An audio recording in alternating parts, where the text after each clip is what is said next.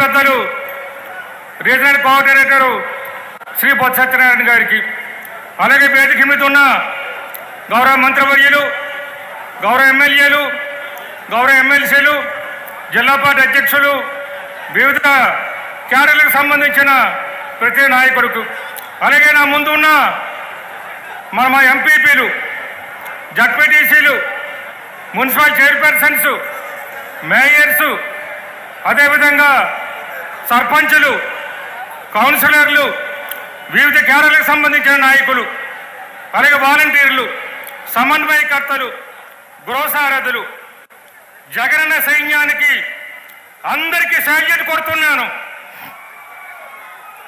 మీరు సిద్ధమా? జగనన్న సిద్ధం, నేను సిద్ధం, ఇక్కడ పెద్దలందరూ సిద్ధం. జరగబోయితే మహాయుద్ధం, ఆ యుద్ధానికి మనమందరం సిద్ధం. అందువల్ల ఇక్కడికి విచ్చేసిన కానీ ఇక్కడ రాలేని కానీ ప్రతి నాయకుడు, ప్రతి కార్యకర్త, ప్రతి అభిమాని, ప్రతి శ్రేయోభిలాషి, ప్రతి ఒక్కరం కూడా సిద్ధంగా ఉండాలి. ఇప్పుడు మన నాయకుడు వస్తున్నారు, మన ప్రీతమ నేత, మన ముఖ్యమంత్రి వర్యులు, మీ అన్న, మా అన్న, మన అన్నైన జగన్మోహన్ రెడ్డి గారు వచ్చేస్తున్నారు. ఆయన వచ్చే ముందు మీతో నేను రెండు మాటలు. మనం చూస్తున్నాం, మన రాష్ట్రంలో నక్కజిత్తుల రాజకీయాలు చూస్తున్నాం, నక్కల్లాగా పొంచుకున్న ప్రతిపక్షాలను చూస్తున్నాం. మన నాయకుడి మీద కానీ, మన ప్రభుత్వం మీద కానీ, మన పార్టీ మీద కానీ బురద చల్లడమే వారి పని, లేనిపోని చండాలమైన రాతలు రాయడమే వారి పని. కానీ ఇన్ని అభివృద్ధి చేస్తున్నారే మన ముఖ్యమంత్రి గారు, ఇన్ని సంక్షేమ పథకాలు ఇస్తున్నారు మన ముఖ్యమంత్రి గారు. వాటి గురించి ఎందుకు రాయరు? వాటి గురించి ఎందుకు మాట్లాడరు? మన రాష్ట్రానికి పోటీ కానీ, మన రాష్ట్రానికి డ్యూటీ కానీ, మన ముఖ్యమంత్రికి సాటి కానీ, మన ముఖ్యమంత్రి సమానం కానీ భారతదేశంలో ఎవ్వరూ లేరు, ఎక్కడ లేరు. ఎక్కడ లేని విధంగా మన రాష్ట్రంలో మంచి పరిపాలన, సుపరిపాలన, పేదలందరికీ, గిరిజనులందరికీ, దళితులందరికీ, బడుగు బలహీన వర్గాలందరికీ, మైనారిటీలందరికీ కూడా సేదోడుగా, ఓడోడుగా, అండగా, గుండెగా మన ముఖ్యమంత్రి గారు, మన ప్రభుత్వం ఉంటే లేనిపోని ఆరోపణలు చేస్తూ ఎన్నికలు వచ్చేవి కాబట్టి ఏదో విధంగా మన ముఖ్యమంత్రి గారు కానీ, మన పార్టీని కానీ, మన ప్రభుత్వాన్ని కానీ చెడు చెయ్యాలనేది వారి లక్ష్యం. దాన్ని చెప్పు కొట్టడానికి, దాన్ని ఎదుర్కోవడానికి మనమందరం సిద్ధంగా ఉండాలి. ఇప్పటికే సామాజిక సాధికార యాత్రలు చూసాం. ప్రతి నియోజకవర్గంలో సామాజిక సాధికార యాత్రలో అనేక విషయాల గురించి చర్చించుకున్నాం. మన నియోజకవర్గానికి కోట్లాది రూపాయలు సంక్షేమం కింద మన ముఖ్యమంత్రి గారు ఇచ్చారు. మన నియోజకవర్గానికి కోట్లాది రూపాయలు మన ముఖ్యమంత్రి గారు అభివృద్ధి కోసం ఇచ్చారు. గతంలో ఎక్కడ లేని విధంగా, గతంలో ఎవ్వరు చేయని విధంగా మన ప్రభుత్వం, మన ముఖ్యమంత్రి గారు చేస్తున్నారు. కానీ ఈ నక్కజిత్తుల నాయకులందరూ కూడా మన మీద కూడా తోడేరుగా ఉండి మనల్ని ఏదో విధంగా చెడు మార్గంలో నడిపించి చెడు చేసి వారి అధికారం పొందాలని చూస్తున్నారు. కాబట్టి ప్రతి ఒక్కరం కూడా సిద్ధంగా ఉండాలి. ఎందుకంటే వేదికెళ్తున్నప్పుడు ఎన్నో కుక్కలు మెరుగుతాయి, ఎన్నో నక్కలు మెరుగుతాయి. కానీ మన నాయకుడు ఒక ఏనుగు, మన నాయకుడి ఒక సింహం సింగిల్గానే వస్తుంది. ఆ విషయం ప్రతి ఒక్కరు కూడా మీరు గుర్తుపెట్టుకోవాలి. మన ప్రభుత్వం కానీ, మన ముఖ్యమంత్రి గారు కానీ పేదరికి మనం గడపకు వెళ్ళి అడిగాం. మీకు మన ప్రభుత్వం ఇచ్చిన సంక్షేమ పథకాలన్నీ కూడా చెప్పాం.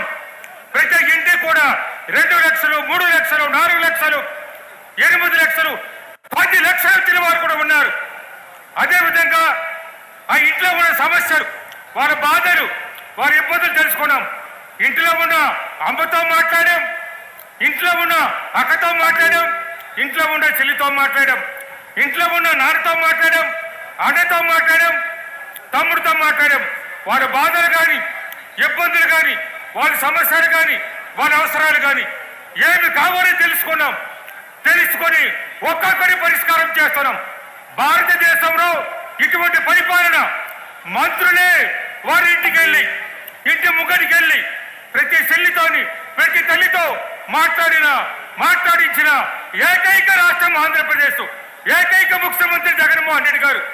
అటువంటి మంచి పరిపాలన జరుగుతుంటే మన ముఖ్యమంత్రి గారు కానీ, మీ మీద కానీ, నా మీద కానీ, చివరికి మన సర్పంచుల మీద కానీ ఇష్టం వచ్చేట్టుగా మాట్లాడుతున్నారు.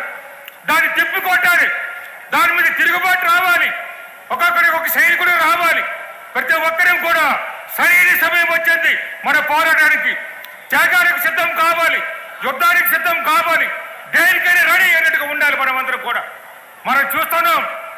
మనం ఇక్కడ మన రాష్ట్రంలో మరి ఎక్కడైనా 79 లక్షల మందికి అక్క చెల్లెలకి మరి వైఎస్ఆర్ ఆచరించే ప్రభుత్వం ఎక్కడైనా ఉన్నదా? తీసుకునే డోక్రాలు ఉన్నారు, తీసుకునే పొదుపు సంఘాలు, ఇవన్నీ కూడా. అలాగే 63 లక్షల పైగా పెన్షన్లు ఇచ్చాం, 27 లక్షల పైగా వైఎస్ఆర్ చేయూతి ఇచ్చాం, 53 లక్షల మందికి రైతులకు రైతు భరోసా ఇచ్చాం. ఇవేమీ లేవే, ఎక్కడ లేవు. కాబట్టి ప్రతి ఒక్కరు కూడా మీరు ఆలోచించుకొని మనం చేసుకుంటూ అందరం సిద్ధంగా ఉండాలి. ప్రతి ఒక్కరు కూడా 1 నిమిషాలు ముగిస్తున్నారు. పొత్తులతో వస్తున్నారు మాయగారు జాగ్రత్త, పొత్తులతో వస్తున్నారు మాయగారు జాగ్రత్త. హామీలిచ్చి మోసం చేసిన బాబులున్నారు జాగ్రత్త, హామీలిచ్చి మోసం చేసిన బాబులున్నారు జాగ్రత్త. గత మోసాలే గుర్తు తెచ్చుకో, గత మోసాలే గుర్తు తెచ్చుకో, దాని గుర్తును గుర్తు పెట్టుకో. గత మోసాలే గుర్తు తెచ్చుకో, దాని గుర్తును గుర్తు పెట్టుకో. జగనే మీ వెంట ఉంటాడు తోడు నీడగా, జగనే మీ వెంట ఉంటాడు తోడు నీడగా. అన్నదమ్ములారే కదిలి రండి, అక్క చెల్లెలారే కలిసి రండి. అన్నదమ్ములారే కదిలి రండి, అక్క చెల్లెలారే కలిసి రండి. సమరానికి సైనికులే ముందు నడండి, సమరానికి సైనికులే ముందు నడండి. జగనే జగనే జగనే మన సీఎమ్మని సాటి చెప్పండి, వైఎస్ఆర్ జెండాను ఎగరవేయండి. జై జగన్, జై జగన్, జై జగన్. Thank you. మంత్రివర్యులు సిదిరి అప్పలరాజు గారిని మాట్లాడవలసిందిగా కోరుతా ఉన్నా.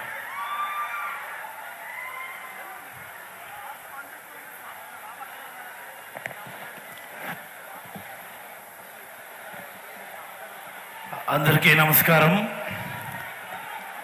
వేదిక మీద ఉన్నటువంటి పెద్దలారా, వేదిక ముందు ఉత్తరాంధ్ర జిల్లాల్లోని నలుమూలల నుంచి విచ్చేసినటువంటి వైఎస్ఆర్ కుటుంబ సభ్యులారా, మీకందరికీ కూడా పేరు పేరున హృదయపూర్వకమైనటువంటి ధన్యవాదాలు తెలియజేస్తా ఉన్నాం. మేము మరి నేటి సభ సిద్ధం పేరిట జరుగుతున్నటువంటి ఈ శంఖారావు